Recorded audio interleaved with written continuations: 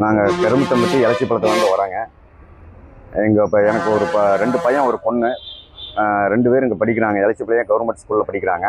பையன் வந்து 4ஆம் வகுப்பு, பொண்ணு வந்து 2ஆம் வகுப்பு ஜாசினி. வெள்ளிக்கிழமை அன்னைக்கு 7ஆம் தேதி வெள்ளிக்கிழமை அன்னைக்கு காலையில் நல்லா தான் ஸ்கூலுக்கு போனாங்க. சாயந்தரம் வந்து டீச்சர் அடிச்சிட்டாங்கன்னு சொல்லி சொன்னாங்க. அப்புறம் எங்கள் வீட்டில் வந்து எதுக்கு நீ குறும்பு பண்ணியிருப்பா, அதனால் அடிச்சிருப்பாங்கன்னு சொல்லிட்டு இந்த அளவுக்கு பெருசாக ஆகாதுன்னு சொல்லிட்டு விட்டுட்டாங்க. சனி ஞாயிறு லீவு. ஞாயிற்றுக்கிழமைக்கு சாயந்தரம் பிள்ளை கை பார்க்கும்போது ரொம்ப வீங்கிச்சு. எதுக்கு இந்த அளவுக்கு அடிச்சிருக்காங்க அப்படின்னு சொல்லிட்டு திங்கக்கிழமை மணிக்கு ஸ்கூலில் விட போகும்போது எதுக்கு அடிச்சிங்க அப்படின்னு சொல்லி கேட்டாங்க. கேட்கும்போது அவங்க வந்து எந்த ரெஸ்பான்ஸ் இல்லை, நாங்கள் அடிக்கலை அப்படின்னு சொல்லிட்டு விட்டுட்டாங்க. சரி நான் இருக்கட்டுங்க, நான் மத்தியானம் வந்து ஸ்கூல் ஆஸ்பத்திரி கூப்பிட்டு போகிறேன், உங்கள்கிட்ட சொல்லிட்டு போகணுங்கிறக்காக தான் வந்தேன் அப்படின்னு சொல்லிட்டு வீட்டில் வந்துட்டாப்புல குழந்தைய ஸ்கூலில் விட்டுட்டு.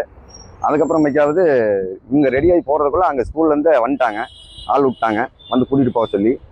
வாங்க நாங்களே கூட்டிகிட்டு போகிறோம், ஜிஹெச்லாம் வேண்டாம், நாங்களே செலவு பண்ணுறோன்னு சொல்லி சொன்னாங்க. சரி பிள்ளை கை ரெடியாச்சுன்னா பரவாயில்ல, எனக்கு பிள்ளை தான் முக்கியம் அப்படின்னு சொல்லிட்டு போனோம். ஒரு ஹாஸ்பிட்டலுக்கு 2 ஹாஸ்பிட்டலுக்கு போனோம். அந்த பார்த்தது வந்து எங்கிட்ட தான் இருக்குது. அவங்க வந்து ஊசி போட்டு விட்டாங்க, ஒரு சிறப்பு கொடுத்தாங்க, அவ்வளோதான். மைக்காவது அந்த வீக்கம் குறையவே இல்லை. மைக்காவது வேறு ஹாஸ்பிட்டலுக்கு கூப்பிட்டு போனாங்க, சிஎன்எஸ் அப்படின்னு சொல்லிட்டு ஆஸ்பத்திரி கூப்பிட்டு போனாங்க. அங்கே ஒரு நாள் வச்சிருக்கணும்னு சொல்லி சொன்னாங்க. வச்சிருந்து ஆப்ரேஷன் பண்ணணும்னு சொல்லி சொல்லிட்டாங்க. ஆப்ரேஷன் பண்ணி சதையை எடுத்துட்டாங்க, கட்டு போட்டு வீட்டுக்கு தாட்டி விட்டாங்க. 30,000 ரூபாய் செலவு பண்ணாங்க. அதுக்கப்புறம் மைக்காவது கட்டு பிரிக்கலான்னு சொல்லிட்டு போகும்போது சதையை எடுத்து மைக்காவது ஆப்ரேஷன் பண்ணணும்னு சொல்லி சொன்னாங்க.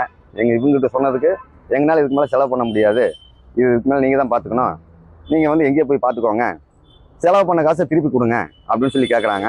நாங்கள் கவர்மெண்ட் ஜிஹெச்சுக்கு போய் கேஸ் கொடுத்துட்டோம். கேஸ் கொடுத்தது கடைசியில் அவங்க கேஸு இப்போ ஃபைல் பண்ணிட்டு வந்துட்டாங்க. போலீஸ்காரங்களும் அங்கேயே வந்தாங்க, ஆஸ்பத்திரிக்கு வந்து எடுத்துகிட்டு வந்துட்டாங்க. மைக்காவது என்னாச்சுன்னு கேட்கும்போது ஜட்ஜ் ஐயா வர சொல்லியிருந்தாங்க எங்களை. நாங்கள் வந்து அவங்ககிட்ட இந்த மாதிரி சொன்னோம். எஃப்ஐஆர் போடுங்கன்னு சொல்லி சொல்லிட்டாங்க. போட்டிருக்காங்க, எஃப்ஐஆர் போட்டிருக்காங்க.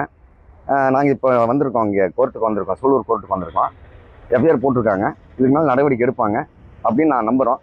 இங்கே நேற்றுக்கு வந்து ஸ்கூலில் வந்து கல்வித்துறையிலேருந்து வந்து விசாரிச்சிருக்காங்க. அவங்க தப்பான ரிப்போர்ட் கொடுத்துருக்காங்க.